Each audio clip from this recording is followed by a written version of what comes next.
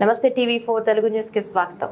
ఈ రోజు చర్యాల మండల కేంద్రంలో బీఆర్ఎస్ ఎంపీ అభ్యర్థి క్యామ మల్లేష్ విజయ్ కోసం పల్లా రాజేశ్వరరెడ్డి వేచడిని కడవేర్కు పోతిరెడ్డిపల్లె మరియు పెదరాజుపేట నాగపురి గ్రామాల్లో పర్యటించడం జరిగింది. కార్యక్రమంలో చెల్లా రాజేశ్వరరెడ్డి మాట్లాడుతూ మేము వెళ్లిన అన్ని గ్రామాల్లో ప్రజలు బ్రహ్మరథం పడుతున్నారని, బీఆర్ఎస్ గెలుపుకై ప్రతి కార్యకర్త గ్రామాల్లో పర్యటిస్తూ బీఆర్ఎస్ విజయం కోసం పాటుపడుతున్నారని ఆయన అన్నారు. ఇంకా ఆయన మాట్లాడుతూ కాంగ్రెస్ ప్రభుత్వం డిసెంబర్ 9వ తారీఖు పథకాలు అమలు చేస్తున్నామని ప్రజలను మోసం చేయడం జరిగింది. కాంగ్రెస్ పార్టీ అధికారంలోకి వచ్చిన 100 రోజుల్లో 6 వాగ్దానాలను నెరవేరుస్తామని చెప్పి ఇంతవరకు ఒక్క పథకం అమలు చేయడం లేదని ఆయన అన్నారు. సీఎం రేవంత్ రెడ్డి కేసీఆర్ పై అనుచిత వ్యాఖ్యలను ఆయన ఖండించారు. ఇంతవరకు పెన్షన్లు గాని, కళ్యాణ లక్ష్మి గాని ఏ పథకం కూడా ఇంతవరకు ప్రజలకు అందుబాటులో లేవు. కాంగ్రెస్ పార్టీ వాళ్ళ అధికారంలోకి వచ్చి ప్రజలను మోసం చేస్తున్నారని ఆయన అన్నారు. ఇప్పటికైనా ప్రజలు బీఆర్ఎస్ కు ఓటు వేసి అత్యధిక మెజార్టీతో క్యామ మల్లేష్ ను గెలిపించాలని కోరారు. ఇంకా ఈ కార్యక్రమంలో వివిధ గ్రామాల సర్పంచ్లు, ఉప సర్పంచ్లు, ఎంపీపీలు, ఎంపీటీసీలు, జెడ్పీటీసీలు, మండల అధ్యక్షులు, గ్రామ అధ్యక్షులు, పార్టీ కార్యకర్తలు అధిక సంఖ్యలో పాల్గొన్నారు. ఇలా మళ్ళీ ఆయన పోతాను కోర్టులో వేసాడు. మన ఊర్లో ఎవరన్నా దొంగ ఓట్లు వేసిండ్రా? ఎవరైనా రిజిస్టర్ చేసుకున్నారా?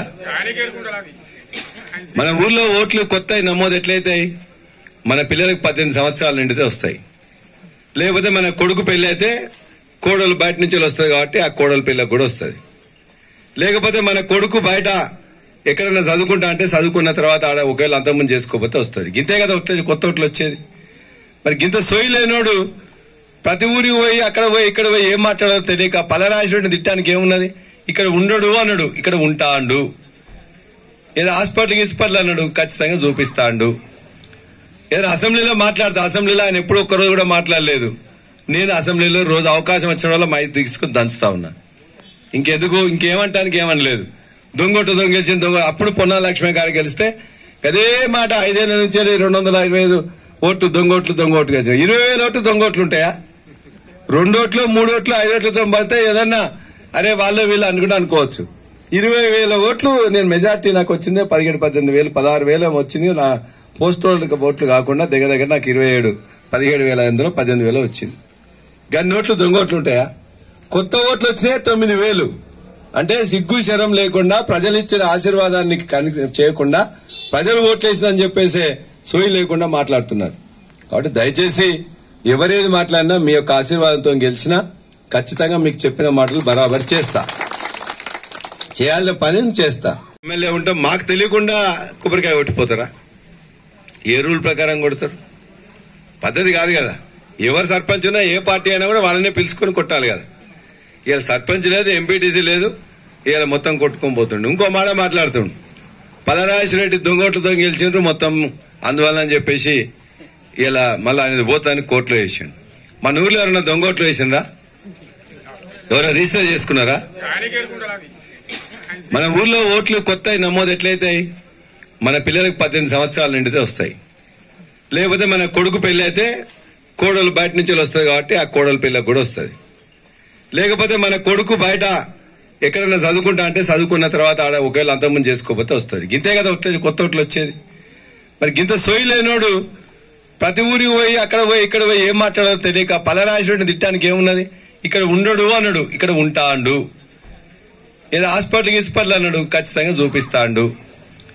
ఏదో అసెంబ్లీలో మాట్లాడతా, అసెంబ్లీలో ఆయన ఎప్పుడు ఒక్కరోజు కూడా మాట్లాడలేదు. నేను అసెంబ్లీలో రోజు అవకాశం వచ్చిన వల్ల మైక్ తీసుకుని దంచుతా ఉన్నా. ఇంకెందుకు, ఇంకేమంటానికి ఏమనలేదు. దొంగోటు గెలిచిన దొంగ అప్పుడు పొన్నాల లక్ష్మీ గారు గెలిస్తే అదే మాట 5 ఏళ్ల నుంచి 225 ఓట్లు దొంగోట్లు గెలిచిన. 20,000 ఓట్లు దొంగోట్లు ఉంటాయా? 2 ఓట్లు 3 ఓట్లు 5 ఓట్లతో పడితే ఏదన్నా అరే వాళ్ళు వీళ్ళు అనుకుంటే అనుకోవచ్చు. 20,000 ఓట్లు నేను మెజార్టీ నాకు వచ్చింది 17,000, 18,000, 16,000 వచ్చింది. నా పోస్టల్ ఓట్లు కాకుండా దగ్గర నాకు 27, 17,000 అందులో 18,000 వచ్చింది. గన్ని ఓట్లు దొంగోట్లు ఉంటాయా? కొత్త ఓట్లు వచ్చినాయి 9,000. అంటే సిగ్గు శరం లేకుండా ప్రజలు ఇచ్చిన ఆశీర్వాదాన్ని చేయకుండా ప్రజలు ఓట్లేసిందని చెప్పేసి సోయి లేకుండా మాట్లాడుతున్నారు. కాబట్టి దయచేసి ఎవరేది మాట్లాడినా మీ యొక్క ఆశీర్వాదంతో గెలిచినా ఖచ్చితంగా మీకు చెప్పిన మాటలు బరాబర్ చేస్తా, చేయాలని పని చేస్తా. పుట్టి అలకెళ్ళి అన్ని తెలిసినోడు, గొర్రెలు కాసినోడు, బాగా చదువుకున్నోడు, బాగా అన్ని బాగా తెలిసినోడు, మంచిగా గట్టి కొట్లాటోడు, 40 సంవత్సరాల నుంచి వెళ్ళి మంచిగా ఉన్నాడు. కాబట్టి దయచేసి ఆయన కోటేస్తే ఆయన పార్లమెంట్ లో మాట్లాడతాడు, ఆయన కోటేస్తే నేను అసెంబ్లీలో మాట్లాడతా. మీరు ఓటు ఇంతకుముందు మీకు వేసినాం కదా ఇది వాళ్ళది కదా అని చెప్పేసి అనుకుంటే ఏమంటాడు ఇక్కడ రేవంత్ రెడ్డి? ఓటే రైతు బంధు వేయకుండా నాకే ఓటేసిండ్రు, రైతు బీమా బంద్ చేస్తానా నాకే ఓటేసిండ్రు, ఓట్లకు 500 రూపాయలు వేయకుండా నాకే ఓటేసిండ్రు, 2 లక్షలు రుణమాఫీ చేయకుండా నాకే ఓటేసిండ్రు, తులం బంగారం వేయకుండా చేసిండు, 2000 వేయకుండా చేసిండు, 2500 వేయకుండా చేసిండు, మీ బుజ్జికి స్కూటీ వేయకుండా చేసిండు, నీకెందుకు మాట్లాడుతున్నావు అని నన్ను అంటాడు. నాకు మాట్లాడే హక్కు ఉండాలంటే, మాట్లాడే ధైర్యం ఉండాలంటే, మాట్లాడే స్ఫూర్తి ఉండాలంటే మీరు దయచేసి కారు గుర్తుకేయండి. నిలదీసి ఖచ్చితంగా అసెంబ్లీలో గాని పార్లమెంట్ లో గాని బయట మా అక్కకు ఎందుకు ఇయ్యవు, 2500 ఎందుకు ఇస్తా అని చెప్పినావు, ఎందుకు ఇయ్యవు, నీ సొమ్మ నీ అయ్య సొమ్మ ఎవరిది ఎందుకు ఇవ్వని చెప్పి నిలబెట్టి అడుగుతా, కొట్లాడతా, తీసుకొస్తా, మీకు ఇప్పిస్తా. అందుకోసం కారు గుర్తుకోటే. తులం బంగారం ఎందుకు ఇయ్యడు? మనం పప్పు మీద, ఉప్పు మీద, సబ్బు మీద, నీళ్ల మీద, అన్నిటి మీద కడతాను లేదా ట్యాక్స్? నువ్వు చదువు చూస్తే దాని మీద ఏముంటుందో. సబ్బు మీద మనం అన్నిటి మీద ఉంటది. ఎవరు మనం కట్టే ట్యాక్స్లే కేంద్రానికి కొన్ని పోతాయి, రాష్ట్రానికి కొన్ని పోతాయి. కేంద్రంలో మన పైసలు మనకు రావాలంటే మన కేవలం మళ్ళీ పార్లమెంట్ లో కొట్టాడాలి. మా తెలంగాణ పైసలు ఇవాళ భారతదేశంలో అత్యంత ఎక్కువ ఇతరులను బతికిస్తున్నది మనం. తెలంగాణ వాళ్ళ బీహార్ లాగా ఉత్తరప్రదేశ్ లాగా బిచ్చపు రాష్ట్రం కాదు. మనం ఇతర రాష్ట్రాల ప్రజలను బతికిస్తున్నాం. 4-5 రాష్ట్రాలే 29 రాష్ట్రాల్లో బతికిస్తుంటాయి. ఒకటి కర్ణాటక, ఒకటి తమిళనాడు, ఒకటి తెలంగాణ. ఆ తెలంగాణ బిడ్డలం గర్వంగా మేము మిమ్మల్ని బతికిస్తున్నప్పుడు మా పైసలు మాకు రావాలని కొట్లాడాలంటే ఇలా గులాబీ జెండానే కొట్లాడుతుంది. ఇలా కాంగ్రెస్ ఓడో బీజేపీడో ఢిల్లీ వాళ్ళకు బాసులు, మనకు గల్లీ బాసులు. మనం గల్లీలో ఉండి గల్లీలో కొట్లాడతాం. కాబట్టి మా అక్కలు అమ్మలు మాట్లాడినవన్నీ కూడా మీరు దయచేసి ఆలోచించండి. ఇంట్లో అయిన తర్వాత మీ కొడుకులతోని, బిడ్డలతోని, కోడళ్లతోని మాట్లాడండి. మరి సారి ఇట్లా అన్నాడు, మరి ఏం నిజమేనా కాదా అని అడగండి. నిజమే అనిపిస్తే మీరు ఖచ్చితంగా కారు గుర్తుకు ఓటేయండి. జై తెలంగాణ. కారు గుర్తుకే, కారు గుర్తుకే. ఉంటున్నా వచ్చే 4 సంవత్సరాల 7 నెలలు కూడా మీరు ఏదైతే ఆశీర్వాదించారో దాన్ని ఖచ్చితంగా మీ యొక్క ఆశీర్వాదంతో ఇక్కడే ఉండి మీ పనులు చేయడంలో ఉంటారని మాటిస్తున్నాం. మళ్ళొకసారి రెండో అంశం, ఎవరికైనా హాస్పిటల్లో బాగాలేకపోతే శబాష్ కూడా అందరు మంచిగా ఉండాలని కోరుకున్నా. ఎక్కడైనా ఇబ్బంది అయితే మాత్రం నా హాస్పిటల్లో ఉచిత వైద్యం చేస్తా అని చెప్పిన దాని ప్రకారం ఇప్పటికీ 6,000 మందికి జనగామ నియోజకవర్గం నుంచి ఇప్పటిదాకా చేసిన. భవిష్యత్తులో కూడా ఈ 4 సంవత్సరాల 7 నెలలు కూడా నేను ఇచ్చిన మాట ప్రకారం ఎంత ఖర్చు అయినా కూడా 1 పైసా మీకు ఖర్చు పడకుండా మీకు మంచిగా వైద్యం చేసే బాధ్యత కూడా నాదే అని చెప్పి మళ్ళీ ఒకసారి మీకు మాట ఇస్తున్నా. ఎవరన్నా పోయిందా శబాజ్గూడెం నుంచి చూపించుకున్నారా? ఒక్కడేనా? ఏమైంది? హాస్పిటల్ జాయిన్ అయ్యి వచ్చింది. పోయిన 5 నిమిషాల్లో ట్రీట్మెంట్ స్టార్ట్ చేసిండు. మందు గోళీలు ఇచ్చిండ్రా, టెస్టులు చేసిండ్రా, పైసలు తీసుకున్నారా? ఏం తీసుకోలేదు. 2 రోజులు ఉంచుకొని మంచిగా తిప్పించి పంపించిందా? ఏం చేయలే, మంచిగా చూసుకున్నారు కదా. మిగతా వాళ్ళు కూడా మా అక్కలందరూ మంచిగా ఉండాలని కోరుకుంటున్న ఆరోగ్యంగా. ఎప్పుడేమైనా కృషి అయితే మాత్రం ఖచ్చితంగా వాళ్ళందరూ కూడా ఎక్కడ పోవాలి, ఎట్లా పోవాలో చెప్పండి. ఓకే, 3 పోయిన మీ కుటుంబం నుంచి అందరు మంచిగా వచ్చింది కదా, సంతోషం.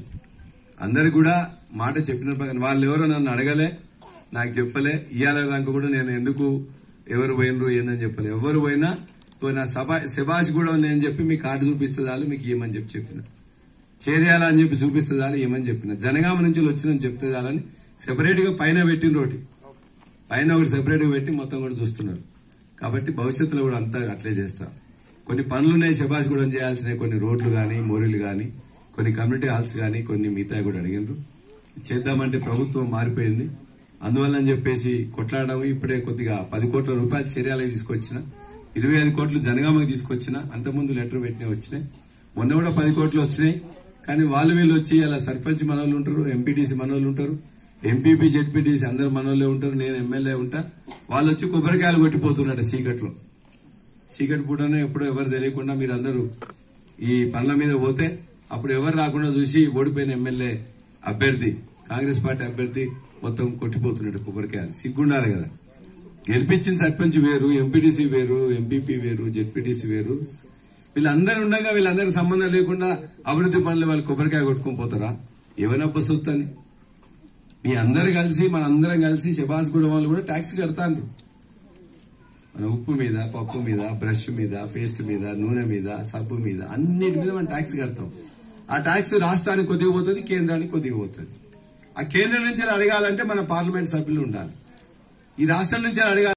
సత్యం గారు, మల్లేశం ఏఎంసీ గారు, మండలాధ్యక్షులు మల్లేశం గారు, పిఎస్సిఎస్ చందారెడ్డి గారు, మండల యూత్ రాజేష్ గారు, సర్పంచ్ల ఫోరం ఎల్లారెడ్డి గారు, ఎంపీటీసీల ఫోరం బాలరాజ్ గారు, శ్రీధర్ రెడ్డి గారు, బాల నర్సయ్య గారు, అంజయ్ గారు, చంటి గారు, సతీష్ గారు, రాజీవ్ రెడ్డి గారు, అదేవిధంగా మండల నాయకులు బాల నర్సయ్య గారితో సహా టౌన్ మన వాళ్ళందరూ కూడా వచ్చిండ్రు. మన గ్రామ ఇతర మండల వాళ్ళు వచ్చిండ్రు. మా నాగేశ్వరరావు గారు మండల అధ్యక్షులు కూడా వచ్చారు, మా టౌన్ అధ్యక్షులు చందు, యువజన నాయకులు, అదేవిధంగా మా పంతులు గారు, నరసయ్య పంతులు గారు, ఇంకెవరున్నారు చాలా మంది. మొత్తం కూడా ఇంకేమన్నా పేర్లు అనుకోకపోతే మా ఇతర గ్రామ సర్పంచులు, సీనియర్ నాయకులు, ఈ ఊర్లో కూడా మొదటి నుండి ఉద్యమం నుంచి వచ్చిన నాయకులు అందరు ఉన్నారు. మహిళా నాయకురాలు ఉన్నారు, మా రంజిత్ అక్క ఉన్నారు, మా చెల్లె ఉన్నారు. అందరు కూడా నీడకి రండి అమ్మా, అందరు ఇక్కడికి రండి. లేకపోతే కొద్దిగా ఎన్నిక వస్తే